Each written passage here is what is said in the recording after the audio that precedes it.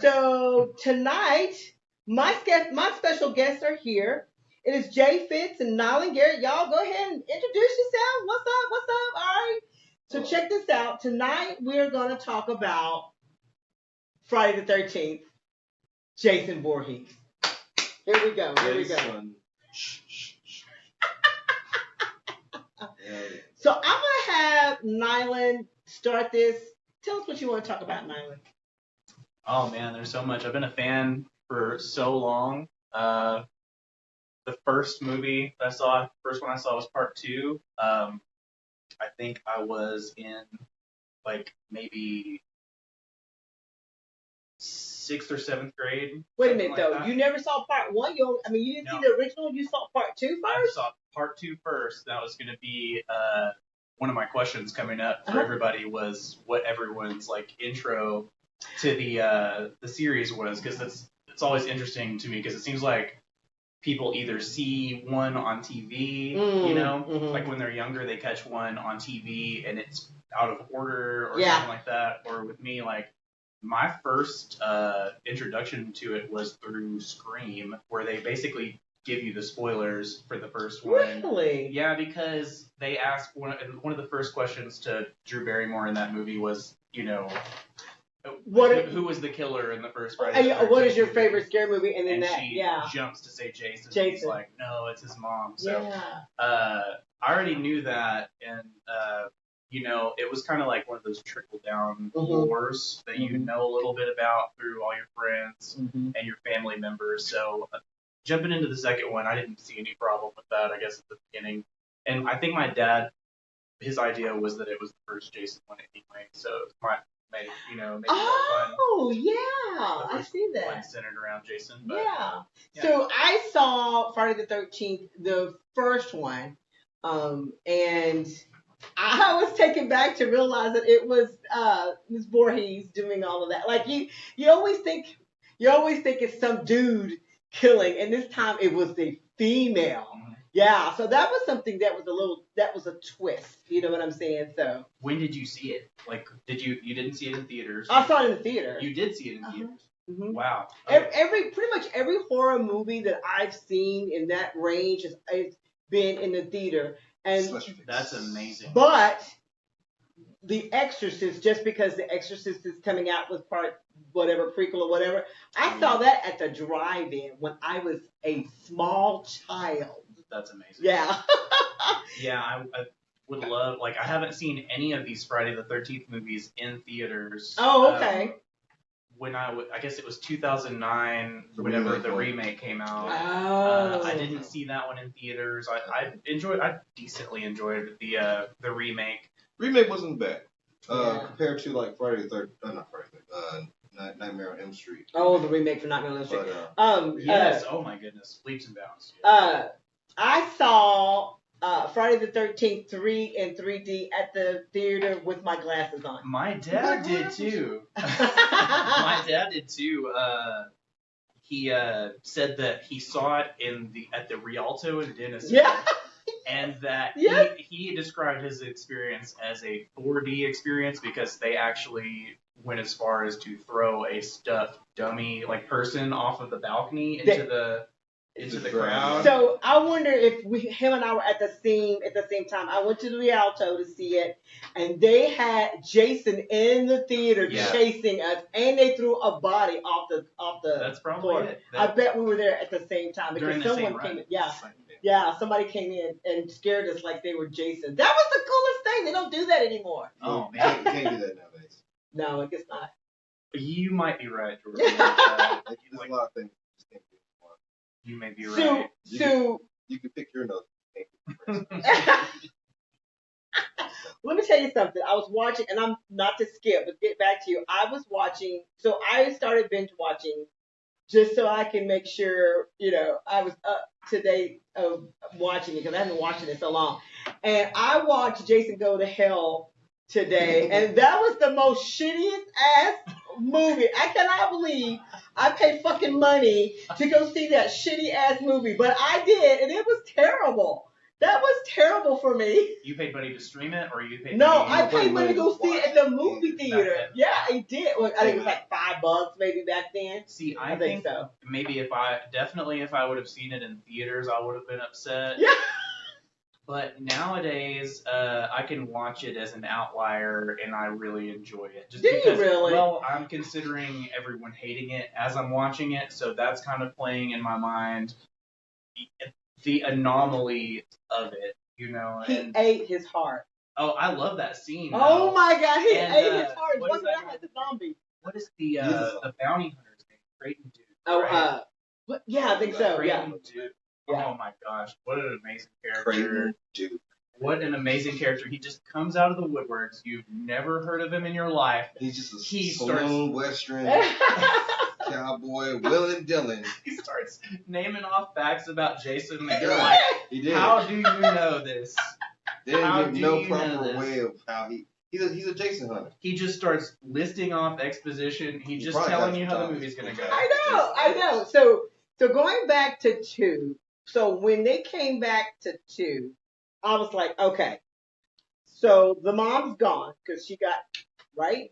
So how are we coming back? Who's this little boy coming out of the water, taking care of business? And here we are with the real killer. And 1 and 2, he wore a potato sack on his head. So And- 2 and 3, wasn't it? For 2, the third one, The third one's where he they got don't the- really show his face until he Disneyland. gets the mask. Yeah. From Shelley. From Shelley, yeah. Mhm. So I was looking up trivia, and that's correct. He got the mask from Shelley. But did you know that the guy who worked on the 3D, is a hockey player, and he brought his hockey gear in. And when he put the mask up to check lighting, Steve Miner, who was the director at that Yes. time, he was like, "That's it. We're putting the mask on Jason." Oh man, I knew about someone being involved in hockey and everything, but I also think that I've heard like 3 or 4 different people say different stories. Mhm. But that's the one that I'm the most inclined to believe for sure. Which I is- love how accidental a lot of these things So- end up being. Yeah. Speaking of accidental fun fact, the first slasher movie was actually Black Christmas. And ever since then, everything dawned after. Black Christmas was the first one. Halloween, yes, Black Christmas was before Halloween. But Technically. Halloween, technically. Yeah. But Halloween gave it that image. But beforehand, it was Black Christmas. That was the first slasher. First slasher. The first slasher with Santa Claus, and they never told who was Santa, who played Santa Claus, who was Santa Claus. No one doesn't know that mystery is still, because all you see is from his eyes. But anyways, we're just talking about Jason. I just want to That's a mention good that. trip. Let me. Speaking of trivia, I didn't know, or I don't remember that this was based on a true story. Did you know that? No, I didn't.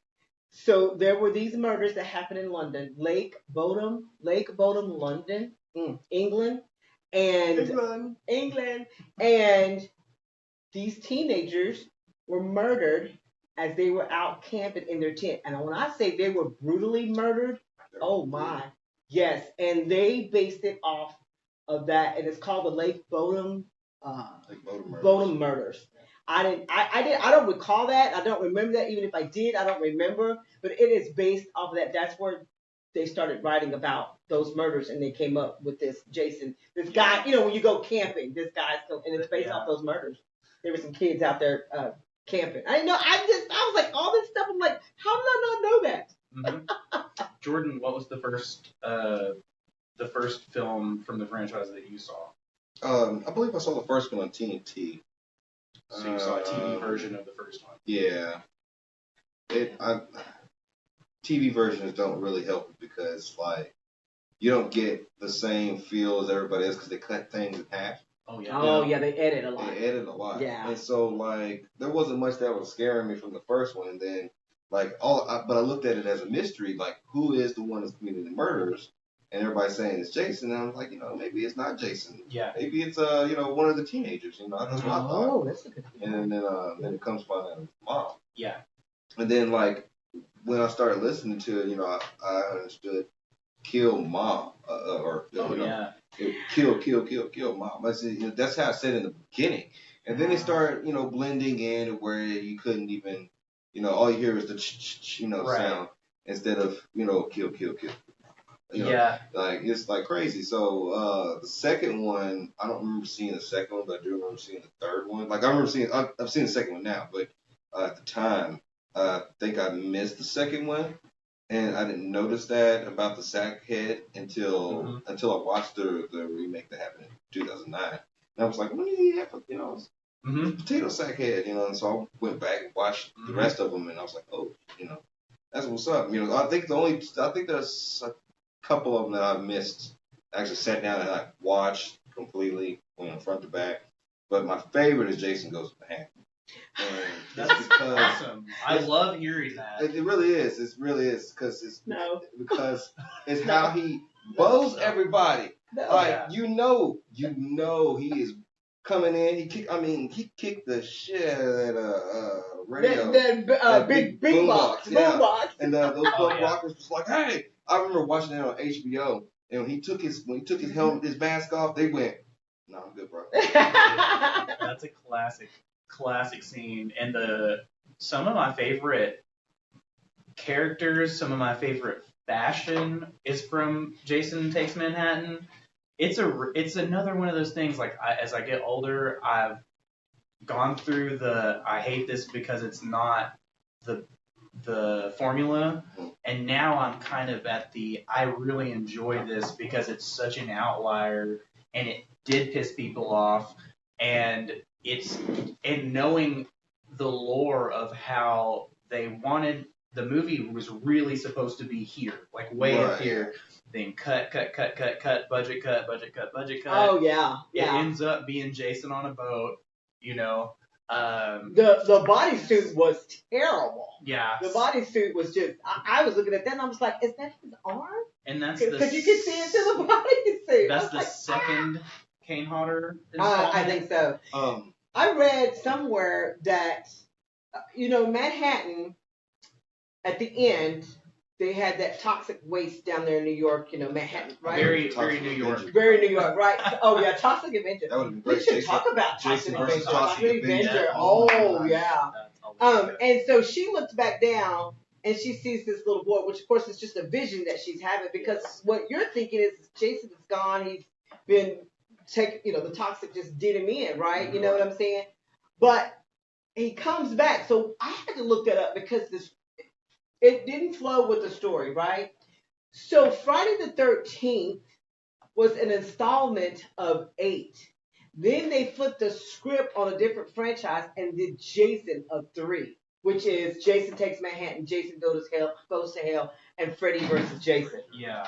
So did you? And I didn't know that. I didn't know the franchise changed right or I don't remember. No, the production company changed right in midstream. They got sold the franchise got sold from Paramount to New Line Cinema. Ah, gotcha. Yep, that's right. And at I believe at 8, because I think 7 was the last Paramount one, if I'm not mistaken. It was the first Kane Hodder one, and then Jason Takes Manhattan. I just wanted to mention too the top of the building scene and Jason Takes Manhattan where the dude punches him like he's punching it. That right guy punching. A trillion times. Okay, so the guy that was in the jogging suit. Then he punching. He was a boxer. Oh yeah, that's right. He was a boxer. And then Jason was like, "That's what's up, guy. Let me show you one of mine." One hit. He was a knockout artist. So who do you think did better? That boxer guy or the remake of 2009 guy that tried to fight? Which one do you think did better? I got to give it to Part 8 guy because it's just the heart. What he did. He brought it to that part. You could tell. He's my favorite death though. I think okay. So let's talk about that. He's one Let's talk about that. He's one of my favorites. You gonna call that your number one, or you think anything beats out? I'm not gonna say it's my number one, but it's the one that I get tickled by the most. Oh, it's the comedic timing is next to none. It is. Like you see, Jason had them black Air Force Ones. You looked at him like, I'm sorry. Just looked at him like I was just like. Into the trash can. In the trash can. The first time I watched that, me and Younger, I was like, you got him.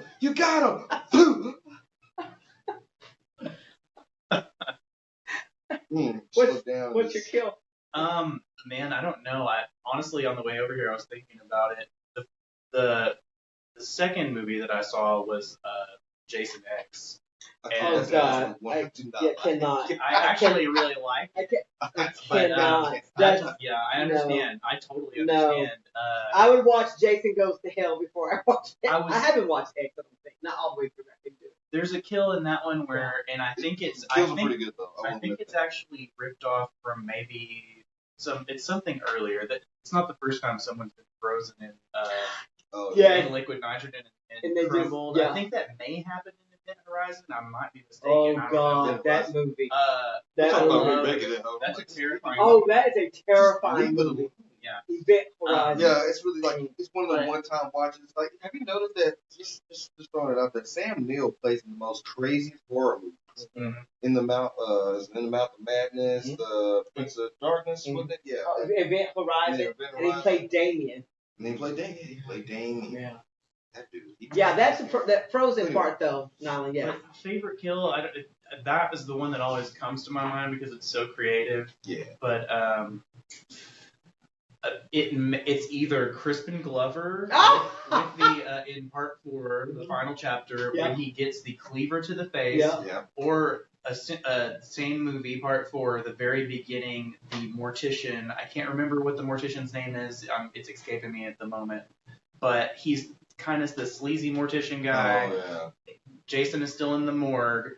And he wakes up at the beginning of part 4, and it's a hacksaw. It's like a bone saw. Mm-hmm. And the way they did it was, it's just a hacksaw that's cut in to fit someone's neck, and then there's a tube underneath, and it's just really cool looking, honestly. Yeah, it's very, very creative. Go ahead. Well, I don't know if you want to consider this as a kill, but it was my favorite kill at that time, and that is when Tommy catches Jason slipping because he's trying to kill his sister. Man. He hits Jason in the face and he slides down that sword and they show it. And I remember you and I watching that. Jordan was a young kid. He was like, and I was like, oh. And he was like, what the hell? I was like, it's too late. I've already seen it. And then he goes sliding down that. That was one of the best. That wasn't CGI. That was actually that was practical. And I was like, that was for real. It was crazy. There was one that he crushed somebody's head. Oh, is it part I can't 3 remember where which he one. goes like that and it's the 3D eyeball? Yeah, the eyeball pops out, and then that's awesome. one of my favorites. I say that the boxer dude was my second. Third one was the sleep. Okay. Yeah. Sleep back. That's 2009. Is that 2009? They redo it in 2009. Okay. I think happened it's in either 6 or... Six one? Oh. It was 6 or 7. There's one where he grabbed. My favorite kill though is how they showed the chick that was on top of that dude. She got sliced in half. That's when Jason goes to hell. And it just broke apart. And I was like, that's when Jason and I was like, that was like the most like Mortal Kombat style killing. Where you were like, that was brutal. Way over the That was brutal. Yeah, it was. It's a difficult one to watch. It's difficult, especially when I can expect a man to do it, but there was the female. Yes. He was like everybody. For everyone. Machete. Huge. Anybody can get it. And I was like, well, at least she. That's I like that. I like that Shell shows a Jason death. And that's a really good one too because it's the final chapter. They were really trying to kill him on that one. They were trying to do that. And they made it slow. And I always made it slow. I make the joke. It's just the reference. I'll just start saying die. Yeah. Die. And at a bug or something, but I always have Tommy Jarvis in my heart for sure. I don't know why you had said something about Final Girl. What about Final Guy? Because Tommy was the final guy. That I like Tommy, and I like Rennie because she has the telekinesis. But my final girl, final guy was Tommy. Yeah, which Tommy? Of the 2 adult Tommies. Would be your favorite, part 6 or part 5 with the imposter? Jason Live one or the New Beginning is part 5. That's the one with the imposter, the paramedic. I actually like the little kid. Oh, Corey Feldman, of course. Yes, Corey Feldman, and he saved his sister. Like, he went left. Like, you're not touching up on my sister. And he just went left. So I think it's really him because think about the traumatic situation that was happening with this kid. And he thought he thought he was done. He saw his hand move, and he picked up that machete and went off. I was like, there's no way Jason could come back from that smash right there. No way. Well, they really tried to set it up. I feel like they knew that they were probably going to make money on it, and it was a money shot. They wanted to leave it open for maybe it to be not Jason. I feel like they were trying to pass it on and make it like an anthology, make it a Tommy thing. Tommy gets this horrific evil passed on to him. But I'm glad they didn't because, I mean, part 6 is just so fun with Tommy just riding around to Alice Cooper.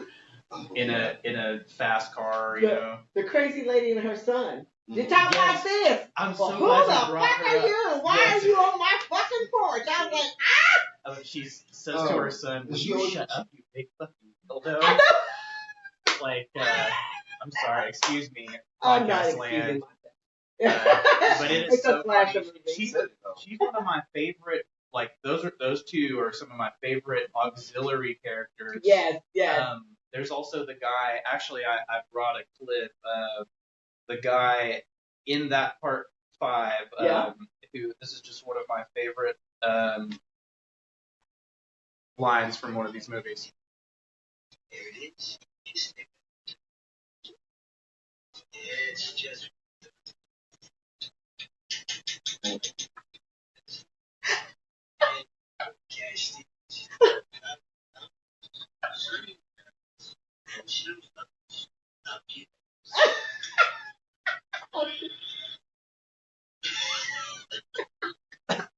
That's another one of my favorite side characters. And then he gets the machete to the back. Wait, what was the guy's name that got hemmed up in the bathroom?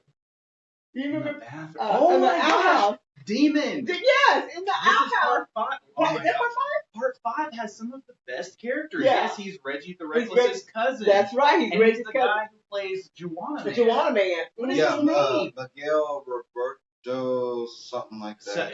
Whatever his name, I can never remember. He got caught up in the outhouse, man. He's so funny, and he's such a good actor. He was like close to 30. We made that? Yeah, he's like.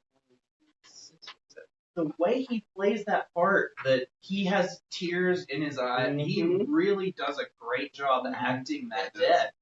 It's one of the more terrifying deaths, too, because the spike is coming in, and he doesn't know from where, and you see it go into his leg. And it's kind of one of those... You wanted him to really win that one. Oh, you really wanted him to You did. He's his cool big brother. And he was charismatic as hell. He's charismatic. He's got his younger brother, like, under his wing a bit. Yeah, that one tugs on the heartstrings for sure. I thought about you because I just remember, I can't even remember which one this is because we've talked about so many.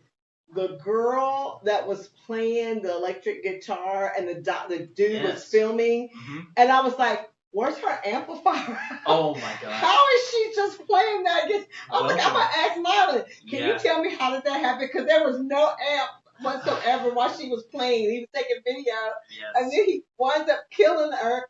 I was like, what the heck is going on? That was wild.